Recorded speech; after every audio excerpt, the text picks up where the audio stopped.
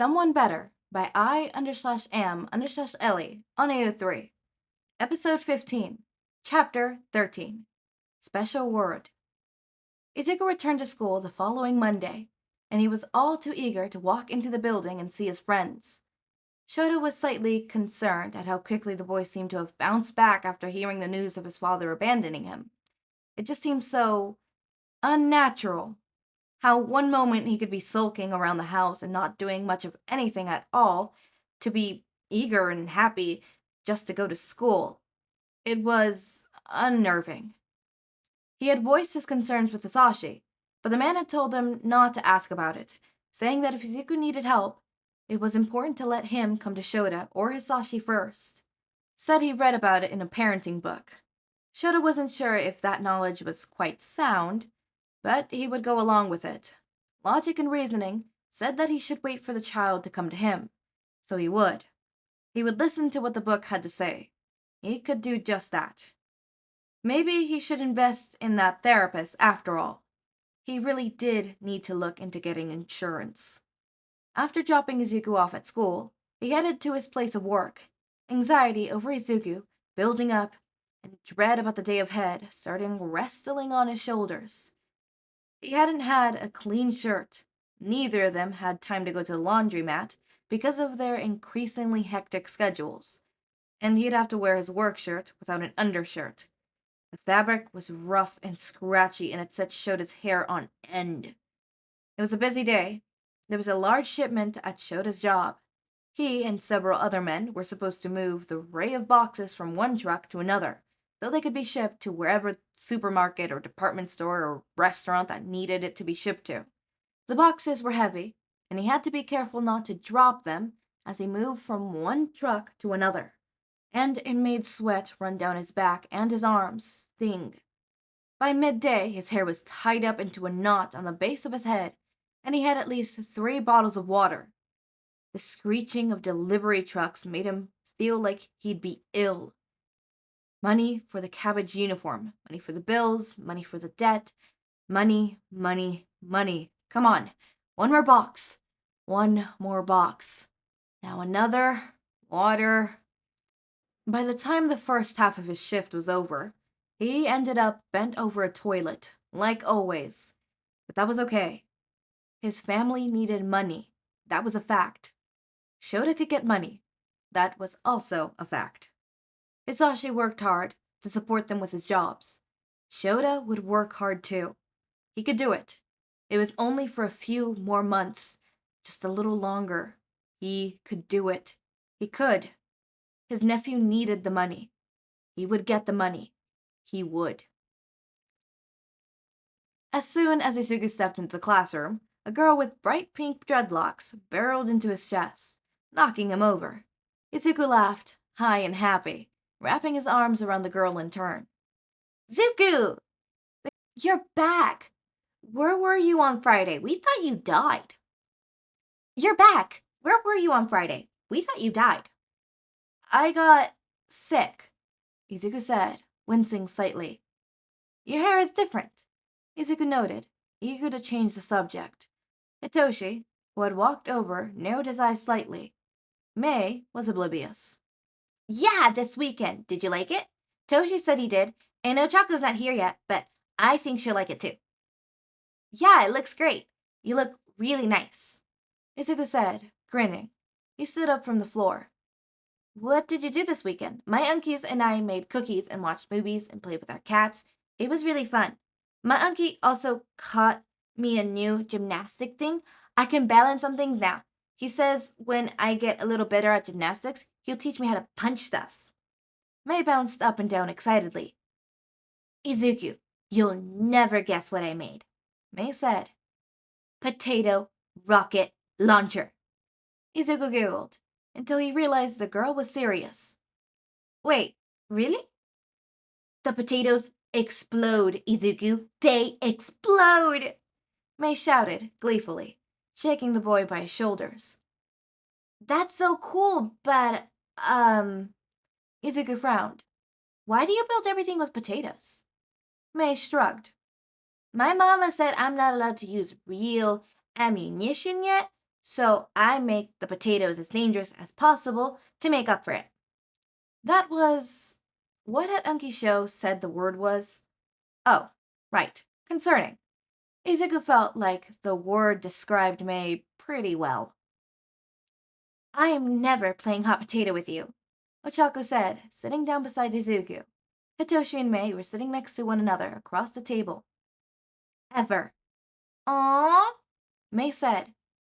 Want to see a video of it on my mama's phone when she comes pick me up? It's really cool. Yes, Ochako said. What are you going to make next? Potato grenade? Mei's eyes lit up. Good idea. She pulled out a battered-looking notebook and wrote something down. Settle down, class, the teacher called from the front. I have an announcement. Izuku's hand shot into the air. Save the questions for later, Midoriya, the teacher said. It's a quick one, Izuku said. What's announcement mean? It means I'm saying something about what's about to happen, the teacher said. Now settle down and don't ask questions when the teacher is talking. Yes, ma'am, Izuku said, sitting down. He felt a bit excited. What would the announcement be? Were they going on a field trip? Where to? An aquarium? An amusement park? A museum? Izuku hadn't been to a museum in a while. He wanted to go to one. Maybe a wax one. Those were always funny. Next week, the teacher said, we'll be getting a new student. He's immigrating over from America, and his parents are born in Japan, but he doesn't know all the language yet. Please be nice and help him if he needs it. Yes? There were several yes ma'ams from the class. I've already decided on cheating charts, and he will be sitting with Midoriya, Uraraka, Shinsou, and Hatsume. The 4 5-year-olds perked up excitedly, though Hitoshi looked more nervous than anything. Do you 4 think you could handle that? Izuku, Mei, and Ochako nodded excitedly. Excellent. Now on with the lesson. Today we'll be learning more about primary colors. By the end of the lesson, Izuku decided his favorite colors were red and green. They reminded him of his uncles. At recess, the 4 sat under their usual spot, the tree on the edge of the park. Hitoshi was curled up on the base. Ochako was practicing her quirk on leaves and branches. Izuku was making little grass men, and Mei, of course, was attempting to maneuver up the trunk and claw like a bird. Do you think the new kid will be nice? Izuku asked, maneuvering his little grass men around on the ground.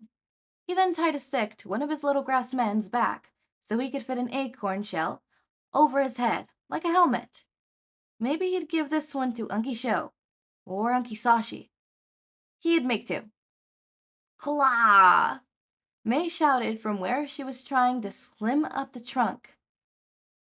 That means yes, Ochako translated. I think. Hitoshi shrugged. America is far away, Izuku noted. Really far away. My Unki Sho says it's across an entire ocean. I don't think I like America very much, though. His dad had gone on a business trip to America and never came back. No one likes America, Ochako said. At least that's what my mommy and daddy says. Her voice got low and scruff. No one likes America but those damn Americans. What does damned mean? Izuku asked. Ochako shrugged. Mei clawed. Hitoshi wasn't paying attention, having fallen asleep against a tree trunk at that point. I'm not sure. It's just something my daddy likes to say when he talks about people he doesn't like.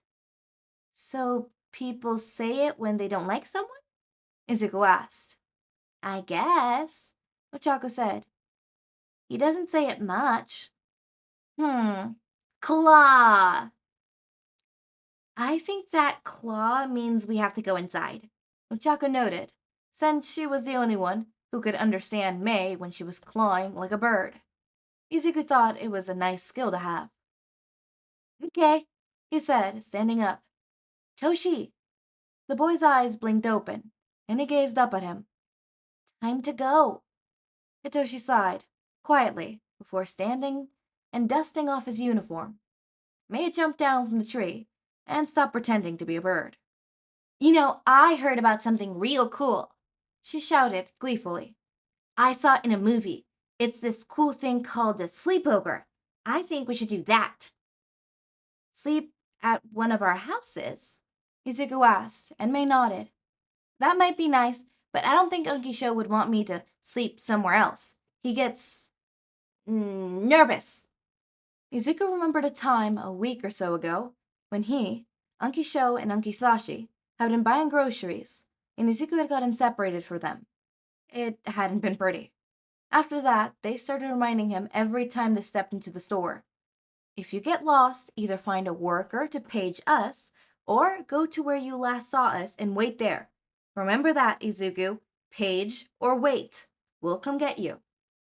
Izuku tried to remember to do that every time he stepped into a store, though he hadn't gotten lost again after that incident.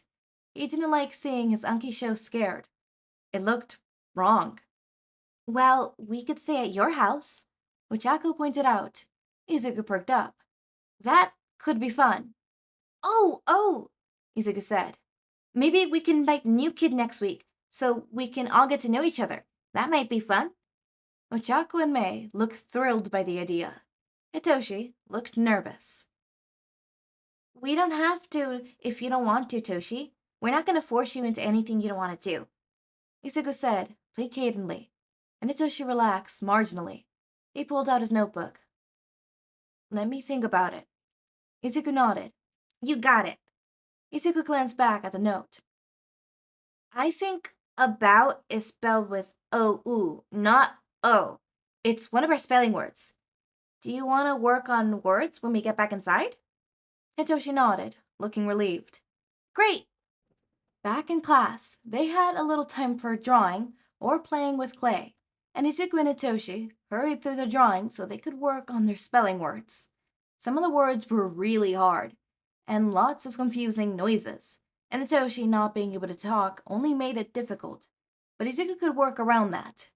Izuku said the words, committing them to memory as he did, and Hitoshi wrote them down on a piece of paper. If he spelled them wrong, then he'd write them down the proper version before studying them a few more moments and trying again. If he still got one or two words wrong, they'd focus on those words in particular before doing the same thing over again. It was a process, but it worked. Izuku's mind wandered as he helped Hitoshi. It was October, and he'd been with his unkis for a long time, really long. He didn't know how long, but he knew it'd been several months, and now it was October. Unkisashi and Auntie Nemuri and Uncle Sho started talking about Uncle Sho's birthday a lot. He was going to be 21, like Auntie Nemuri and Unkisashi, and Izuku thought that was really old. That was practically elderly. He couldn't even imagine getting that old. They said that they wanted to take Uncle Sho out to dinner and maybe a movie, but they said that they didn't know how to do that with Izuku. Izuku didn't really know why they said that. He could behave at the movies and the restaurant. And they said they liked spending time with him. Maybe they wanted grown-up time. Izuku didn't know what grown-up time was, but Auntie Meme sometimes babysat Izuku when he was younger every once in a while, and sometimes let Izuku stay the night on her couch whenever Mommy and Daddy's birthdays or their wedding's birthday, he couldn't quite remember what it was called, rolled around. Whenever Izuku asked, she would snort and say they were busy. Izuku didn't know what that meant either. He missed Auntie Mimi and Kachan. They'd been so nice before Auntie Mimi started being mean to him and Kachan started avoiding him. He didn't know what he'd done wrong, and it made him sad that he wouldn't be able to ask now. Our time ended, and there was out loud reading. There were lots of big, heavy books passed around, and they were filled with tons of short stories. They chose one, and everyone around the room took turns reading a section. Ochako's voice was quiet, but really cheery, since she liked this short story, and Mei was describing everything happening in the story excitedly. Izuku couldn't help but feel nervous when it was his turn, and when he looked up, Hitoshi looked kind of nervous too. Izuku took a deep breath and read his paragraph. Hitoshi, your turn. He doesn't want to talk. 3 voices said at once. The teacher blinked owlishly at the children. He can't just skip reading time, children. He needs to read out loud so he can learn. He doesn't like talking, Izuku protested. Just skip him. He reads great. Midoriya, the teacher said, you're disrupting my classroom. Stop it or you'll be sent to the hallway again. Understood? Hitoshi doesn't want to talk, Izuku exclaimed. He doesn't like talking. It scares him. Just leave him alone. Izuku could feel himself begin to lose his patience. There was a burning behind his eyes. He cried a lot, more than a lot, but he never cried at school before. And he didn't have Hizashi to hug him or Show to explain things so he could stop. Midoriya, the teacher snapped. Hallway, now! Izuku huffed, tears streaming down his face that time. And Hitoshi looked still as a statue as he scuffled out the classroom. Hitoshi couldn't cry in front of the kids. He didn't want the mean boys to hurt Hitoshi, because the mean boys made fun of the kid last week that was crying until he cried more, and then he just cried even more after that. And Izuku didn't know if Hitoshi could handle that. Izuku heard the teacher's voice through the door. Now, Hitoshi, it's your... Izuku thought fast, leaping up and stomping down on the floor loudly, his sneakers raining down with a loud smack. The voice faltered before continuing, and Izuku did it again, and again, and again, before the door to his classroom was opened and Izuku's teacher poked her head out. Midoriya! The teacher shouted. Izuku stomped again. His red shoes were his favorite, and they were very loud. Principal's office. I've put up with your behavior long enough. I'm having them call your parents. Izuku stomped all the way to the office. The teacher had to forget all about Hitoshi. She had to. Izuku didn't want Hitoshi to cry. He didn't think he thought this through enough, but he just couldn't let Hitoshi cry. The teacher opened the office door, and Izuku plodded down onto a chair. His hands ran up and down the slacks nervously. He'd never been sent to the principal's office for being in trouble before. Never. The kids in his class said that the office was for troublemakers. Izuku didn't think he was a troublemaker. The secretary called the names on the emergency contact list, and Izuku waited in silence, fidgeting slightly. The secretary clicked away at her keyboard. His teacher had already left. Izuku hoped she hadn't gone back to making Hitoshi read. Maybe reading time was over because of his stomping. Maybe. Two people walked in, Show and Auntie Nemuri. Show was wearing his work shirt and looked very tired, very ill, and very nervous. Auntie Nemuri had a hand on Show's back. She was wearing a tight black shirt and leather pants. Her purple hair was pulled back into a ponytail. Izuku sunk down in a seat, and Show and Auntie Nemuri looked over at him. You must be Midoriya's parents, the secretary began. The principal will... We're not his parents, Show said. I'm his uncle and his primary guardian. Nemuri was listed third on his emergency contact. Was Hizashi called? Oh, we just assumed since Nemuri is... Because Nemuri is a female name? Show concluded. Right. His fingers were tapping at his elbows, the way he did when he was nervous. Hizashi would have been hugging Show by now. Nemuri is my friend. She is not my spouse. My boyfriend is Hizashi Yamada. He should have been called if you needed both of his parental units. Hence why he was listed second on the child's emergency contact list. Tap, tap, tapping. I see, the secretary said. Well, I suppose Miss Kamina... Oh no, I'm staying, Auntie Nemuri said. I'm already here. I might as well. She grinned, and Izuku felt a little scared. The secretary looked scared too. Show and Auntie Nemuri sat on either side of Izuku, and Izuku thought about hiding under his chair. Hey, Tiger, Auntie Nemuri said. Izuku waved at her. Heard you got yourself into trouble. I'm sorry, Izuku said, and he could feel more tears welling up in his eyes already.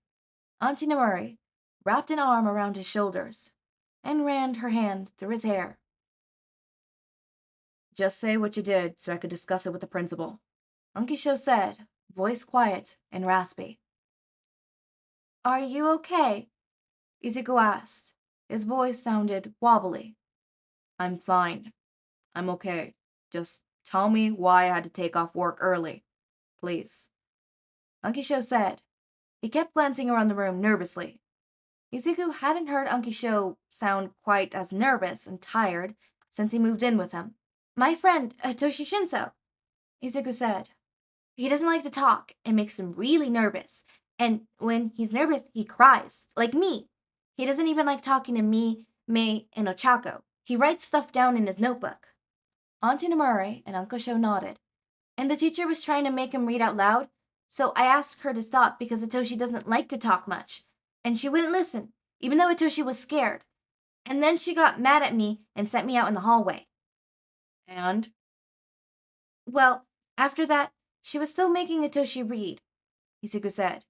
"And I knew Hitoshi was going to start crying or start breathing funny, like you do, Ankisho. And that can't happen, because there's these mean boys in my class, and they make fun of people when they cry.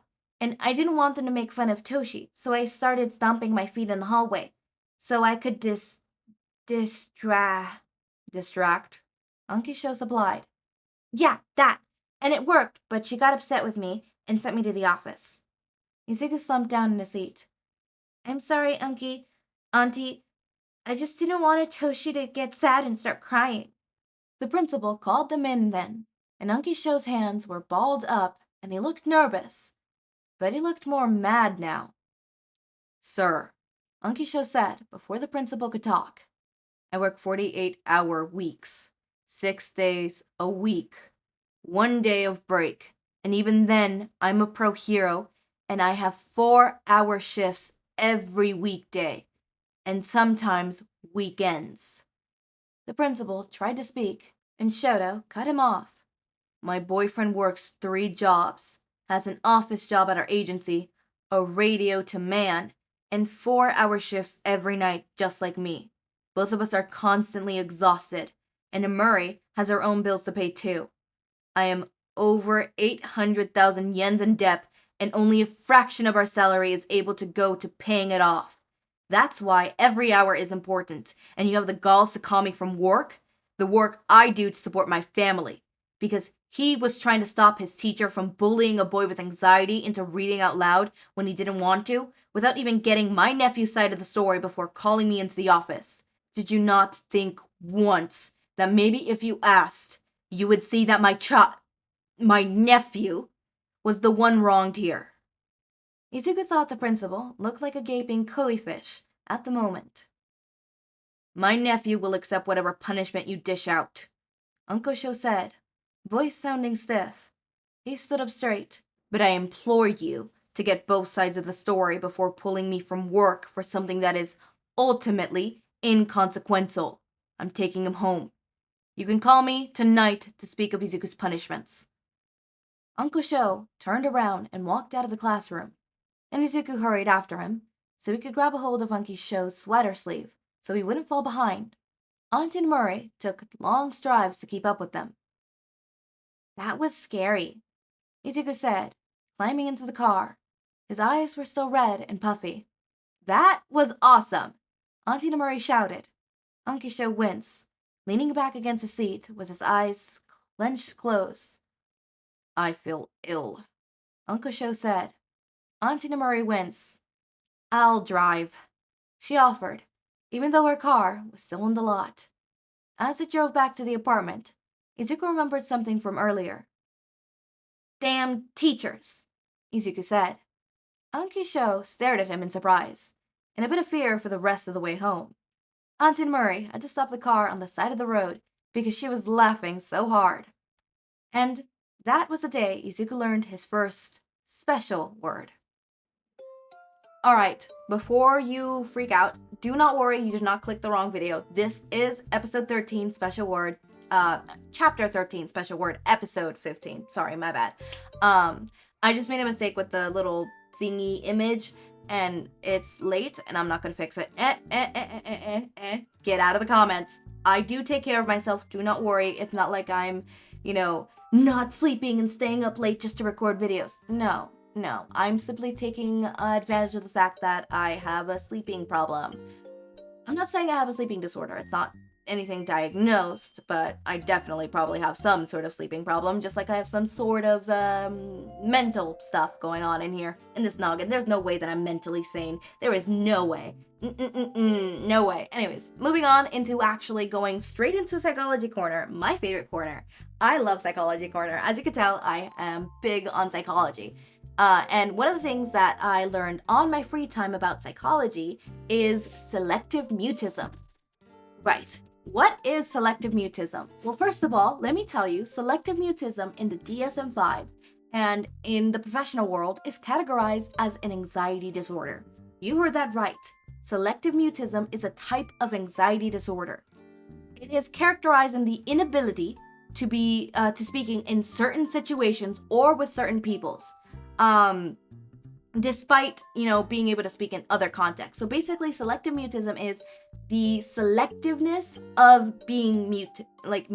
It is literally the name, selective mutism. So it changes per person. Sometimes it's different and whatever, right? It manifests in different ways in children. Typically, it normally gets around before the ages of 5, but it can also, affect teens and adults, right? It's an anxiety disorder, right? And it's not a choice of behavior, or it's not like an issue of I'm choosing not to speak. It is quite literally a communicational disability. It is definitely a disability because certain situations you just don't talk, or there needs to be a certain situation for you to be able to talk. Like, for example, there is some people who can talk to certain people but not talk to other people, even if they know the other person their whole entire life, stuff like that. Or there's moments where they won't talk unless they're doing this, or they won't talk unless it's this. So for Hitoshi's case, it could just simply be, I don't talk unless you're a family member or a really, really, really close friend. Or it could be, I don't talk unless you're a family member or I'm doing hero work. Stuff like that, right? Where it is selective, and it is categorized as an anxiety disorder because it stems from anxiety. And for the most part, they literally can't talk. It feels as though they can't talk, right? They can't open their mouth they can open their mouth to talk, but no words come out, right? And it's a type of anxiety disorder, and I don't know how what's it called? How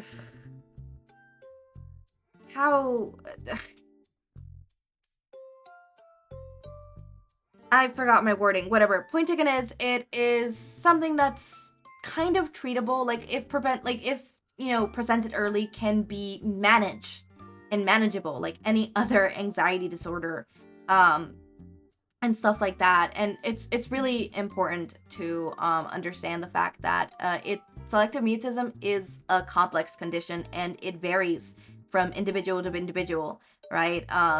Different things like environment, the person's past experience, the person's personality. Like, each person who has selective mutism has unique challenges and unique needs and unique treatment approaches for themselves, tailored for their personality, their, situation, them, right? Some people, they struggle with selective mutism their whole life. Some people, they're just selectively mute their whole life. Other people happen to overcome it, right? In the sense of being able to talk more, and other people not. So it's a very wide spectrum. Basically, it only is categorized with the fact that, it's anxiety disorder and you can't talk in certain situations, right? So yeah, that is a little bit of background on selective mutism. Now, the reason I'm telling you this is because, as I mentioned before, at least I think I remember I mentioned this before, Hitoshi has selective mutism, right? It is, I remember it was confirmed, yeah. He has selective mutism. Now, something that I learned about selective mutism is if you force someone with selective mutism to talk in a situation where they're normally mute, that does more harm than good. That does a whole lot more harm than good. Yes, there are ways to help someone with selective mutism to talk more. Things like exposure therapy, constructive behavioral therapy, CBT, behavioral therapy, communication skill training, and obviously, talking with the schools and family and being able to overcome that. Obviously there's different ways, different things. All of them require a professional. That's the big thing. All of them require a professional. Like, don't get me wrong, somebody could maybe overcome it by themselves, but that is even harder because, again, anxiety disorder, and it's kind of hard to overcome anxiety. It's like, tell me, have you ever met someone who's overcome an anxiety disorder? And it's not even like overcoming. I think it's like you learn to manage it, right? Like, there's still moments where if you get too anxiety ridden, like, you will go mute. But it's not the same as when, like, you would be mute 24/7 or, like, for more than not, stuff like that. Again, varies case per case. But in Hitoshi's case, we could tell that he is not talking to literally anyone at the moment. We can infer that maybe he talks to his dad, right? That's the only family member that we know as of now, right? But for the most part, he doesn't even talk to his friends. He's okay with, like, the whole note sharing thing, right? But he's not talking to his friends, which is interesting. Right? And obviously, this teacher is forcing him to talk, which, by the way, I will tell you, she knows that he has selective mutism, right? Making a selectively mute person forcefully talk, ridiculing them and calling them into class saying that you need to talk. That does so much more harm than good. That can set back a person. That can prevent a person from being able to get the treatment they need and having that treatment actually fucking work. You do not treat people with selective mutism as if, you're just choosing not to talk. No, it is not a choice. It is an anxiety disorder. You do not tell someone with a panic attack just to fucking calm down. Sorry, I'm very mad. I'm sorry. I have personal beef with teachers who do this, right? Personal beef for certain reasons, but like teachers who just disregard mental health in general, right? I have personal beef with that. I have many friends who have gone through the situations that are similar to this, and it frustrates me because I know that does so much more harm. He's a 5-year-old. He does not need to be harmed more. He doesn't.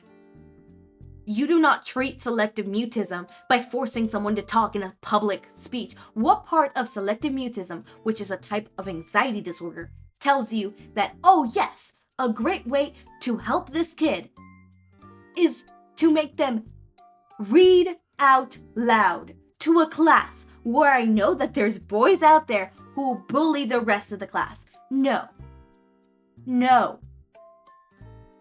And also, another thing, if a kid, let's say Hitoshi did not have selective mutism. If a kid is expressing to you that they have a boundary, I don't want to talk, you respect that boundary. You can even set, not conditions, but you could sit down and talk to the kid, right? And be like, hey, I understand that you don't want to talk, but I need you to talk because this and this and this. Unless, you figure out, is this a I don't want to talk because I'm uncomfortable? If so, let me help you through this. Is it I don't want to talk because I'm going to get made fun of? If so, let me handle that for you. Is it I can't talk? If so, I won't make you. You cannot just stomp down on kids' boundaries, right? Because that ends up deprimenting them towards the future. I'm not saying that you let kids run around and do whatever the fuck they want because they say it's a boundary. No. I'm saying that you sit down with a child, and if they express a boundary, then you sit down with them, and if it's a boundary that you can hold and it won't cause any harm to said child, what is the fucking harm in help and respecting their boundaries? But if it's something that, the child needs to do this, then okay, sit down with the child and compromise. Or explain to them that you need to do this. For example, my brother has ADHD. He also is diagnosed with sensory issues, right? I don't know the specific thing, but he's diagnosed with a bunch of things, right? He has sensory issues, ADHD, and then there's a bunch of other things where it is speculated that he has. One that I'm not comfortable with speaking with that he is actually diagnosed with. I'm not gonna say that online. Another that he is, it's a type of personality disorder, but because he's too young and little, it's not going to be outright said. That like, oh yeah, he has this. No, he's too young to, understand this. For the most part, personality disorders are diagnosed from the ages 15, not 15, but adolescents and up, right? For the most part. It's actually kind of rare for an adolescent to be diagnosed with a personality disorder, but not unheard of. It's just more common for adults to be diagnosed with a personality disorder. Bipolar disorder, bipolar 1, bipolar 2, antisocial disorder. What was the other one? Melogoramic? Whatever, any personality type disorder, right? It's kind of rare, but moving on, right? Point taken is, he has sensory issues. He really, really fucking hates the feeling of the shower head pouring water onto him. And he expresses this to us. I don't like it. So what did we do? We sat him down and we're like, hey, we can't just not shower you. We understand that you do not like the sensation of it. How about, instead of having it all the way up, we go it down, we turn it to the lowest setting we can, and then we have a little bucket as well so that we could pour the water into the bucket and pour it onto you as well to help you out in those really, really rough days. And you know what? He showers. And it's not a pain for him. It is not a traumatizing thing for him. It is not a whole dilemma. We tell him he needs a shower. Yes. Does he still feel uncomfortable? Yes, of course. He still feels a little bit uncomfortable because it's still technically pouring down onto him. But he is way more comfortable than in the beginning. And we do not fight with him to shower. He understands that that is something that he needs to do. But he also understands that we respected his boundary and we found a compromise. He understands that we respected his feelings, that we did not just invalidate his feelings. And you know what? He's gonna grow up, and because we do this for multiple things that he does, and multiple things that he expresses, same with my other siblings, they're gonna grow up and be able to express their boundaries. And other situations, maybe more serious situations, right? Things like signing contracts, legal stuff, other stuff that I really don't want to say because it's about my siblings, but they're going to be able to set boundaries, whether it be with an authority figure, with a peer, with someone younger, whoever it is. They'll be able to set their boundary and respect their own boundary and make sure other people respect their boundary. What you're doing when, this teacher is telling Hitoshi that he needs to talk, indirectly but still directly, because she's not respecting that boundary and is still making and putting him in situations where he needs to talk. What is he teaching this kid? That your boundary does not fucking matter. That I don't care what you say. I'm an authority figure, therefore what I say goes. And what's gonna happen?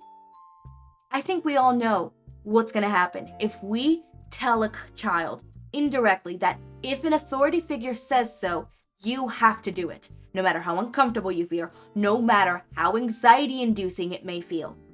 You have to do it because it is an authority figure. What authority figure says, authority figure goes. No, you do not do that to children. You should be teaching children that if they say no, that somebody should validate their feeling and talk to them like an adult. Yes, I get it. They're kids. They're not adults. But you should be implementing the fact that boundaries are a thing because that will save them down in the line. That will make it so that they're not taken advantage of, whether it be sexually, whether it be just socially. It does not matter. Just so that they're protected. Okay? We do not teach children that their feelings are invalid. Not to mention, not even talking about the whole boundaries and invalidation. Just talk about invalidation in general. That kid is going to grow up and thinking, my feelings do not matter. I do not matter. What I feel does not matter. That is not okay. It is not. And I see it happening a lot with children outside of this fanfic, obviously, as well, with children. I literally had a fan of mine. We had a discussion about this. Hi, if you're watching this. Hi. I'm having a discussion again. I had a discussion about this. I know there are certain circumstances where a teacher has made me do something that I didn't want to do. Was it sexual? No, it was stuff that honestly could have been, but it literally, I once told a teacher that, hey, I'm having a really bad week. It is literally in the mix of March, and March is normally my depression month. Woo, depression. Woo, depression. It's also my birthday month, which is hilarious. I also confided with this teacher that, hey, I suffer panic attacks. And at that time, it was my freshman year, so my panic attacks were at an all-time high, especially that month, because something really traumatic happened to me literally days beforehand, right? Days beforehand. Obviously, this was also the pandemic area, so... Woo! Right, something traumatic happened to me that month, literally days ago, and I was distraught. I was having panic attacks every single day since the incident. I didn't want to go home. I didn't want to go to school. I didn't want to go anywhere. I was so depressed. I was borderline. I was physically there, but I wasn't mentally there most of the time, right? I would dissociate. I would go into my little bubble in my little mind, and I would maladject daydream. I would daydream that I was anywhere but there. It was horrible. That March of 2020 was a horrible month for me, a horrible year for everybody, right? But specifically before the pandemic happened. And I told this teacher, right, because we had a project coming up the next week. Funny. The next week. And I told them, hey, I'm going through a really tough patch. I have panic attacks constantly. I probably have some sort of anxiety disorder and stuff. I'm not diagnosed with anything. I'm not taking anything. I am really going through a rough patch. And I literally started crying at this moment. And I told the teacher, can I please be excused from doing the presentation to the class? I can stay after school and do the presentation to just you. I do not have the mental capacity to be able to do it in front of the class. I really can't. And I told this person, I really can't. I told this teacher, and the teacher literally said, no, you're gonna do it like everybody else. You don't get special treatment. And I was like, but I don't want to have a whole panic attack, right? If I do it in front of the class, I will start to cry mid-presentation. And the teacher's like, no, you have to do it anyways. And I was distraught. And you know what? I went home that day. I was on the bus. I was going home that day. And my thought was, it doesn't matter what I feel. If an authority figure says no, then that's it. It does not matter what I feel. And plus, I had multiple instances where teachers in the past, authority figures in the past, would, not necessarily something as serious like that, like me saying hey, I'm gonna have a panic attack, or whatever, right? But small little stuff that led me to then being okay, my boundaries don't matter. And what happened? I ended up encountering an abusive friend. And if it wasn't for all those people in my past, specifically it was mostly teachers, not respecting when I would say something and treating as though my feelings were invalid, and other, obviously, figures that are of high authority in my, days, I probably wouldn't have ended up as horrible as I did. I would have never had to deal with lying to friends that, oh, I just fell. That's why I have a bruise on my shoulder. Oh, they don't hit that hard. That's fine. They're really a good person. I wouldn't have to deal with all of that. Or all of my past relationships where the guys did not understand that no is no. Right? The non-binary people that I dated actually understood it because they are not dickheads. Although there was this one guy that I did date, two guys that I did date that did not, invalidate my feelings and boundaries when it says to no is no. But other people did not. Other relationships did not. And I would have never ended up in those situations. I would have never ended up with a really manipulative friend who would end up upstrutting my life to the point where I almost lost all of my friends. I was isolated, I was depressed, I was alone, and it was to a point where I felt as if I got hit by them, it was my fault because I was asking for it. And that would have never happened if teachers like this teacher that Hitoshi has, or teachers that you probably have dealt with, didn't do that.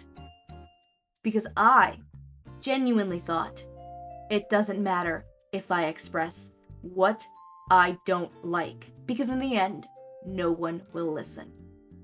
I obviously now know boundaries are boundaries, and if you disrespect my boundaries, my face and your hand, my face and your hand, my hand and your face, hold on, will meet, alright?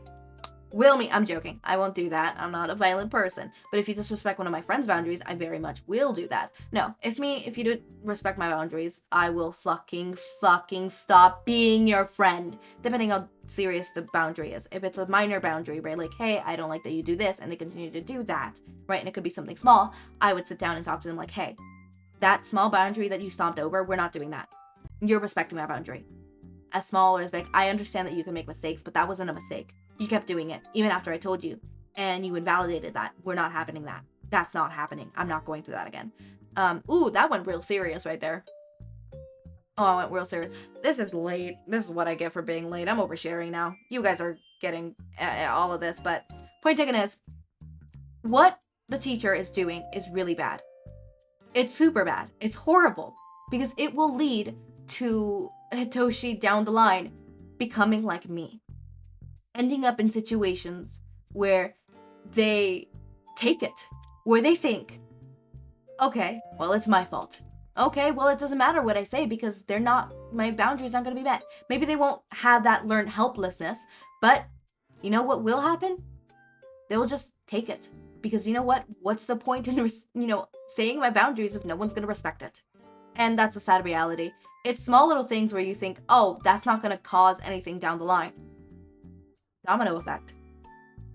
Something small will lead to a whole big spiral on the future. A small little snowflake on the top of a mountain will lead to a what's it called? The ice where like all the snow is falling down the mountain and it's like a huge avalanche. There you go. Will lead to an avalanche. You might think, oh, this is insignificant now. It will become something way bigger in the future. And that is the funny thing about psychology, because kids are the most accessible to this. You teach a 5-year-old that their boundaries and feelings are invalid. You teach an 8-year-old that their feelings and boundaries are invalid. You teach an adolescent that their feelings and boundaries is invalid. You will cause an adult who takes everything everyone's giving to them, who doesn't stand up for themselves when a boss is not paying them what they're supposed to be paying them, who takes when co-workers are catcalling them or disrespecting them because it doesn't matter. Their feelings don't matter. When they take an abusive significant other, when they take, family members who are manipulative, when they take all of that and they don't do anything. Because in the end, they were taught that their feelings and emotions and boundaries don't matter. And if you think I'm over-exaggerating, I hope you know that when you're an adolescent and when you're a little kid is the greatest time to really implement things. Why do you think certain people, G-word little kids, they're the most accessible for manipulation? Why? Because their brains are 1, still developing. They're 2, naive. 3, because their brains are still developing and their neurons are still developing the white thing that goes around them. I forget what it's called, but it's a certain word, which is basically what upgrades them to make them faster, right? This is why, obviously they teach people, like kids, ballet. Because you know what neurons get the most upgrades, get the most passage throughs? The ones that help you with ballet. So if you teach a little kid from a young age, your feelings and boundaries don't matter, that shit is gonna stick. And I'm not saying that you can't unlearn that, but I'm saying it's gonna be fucking hard as fuck. And I would know. I have to go through it.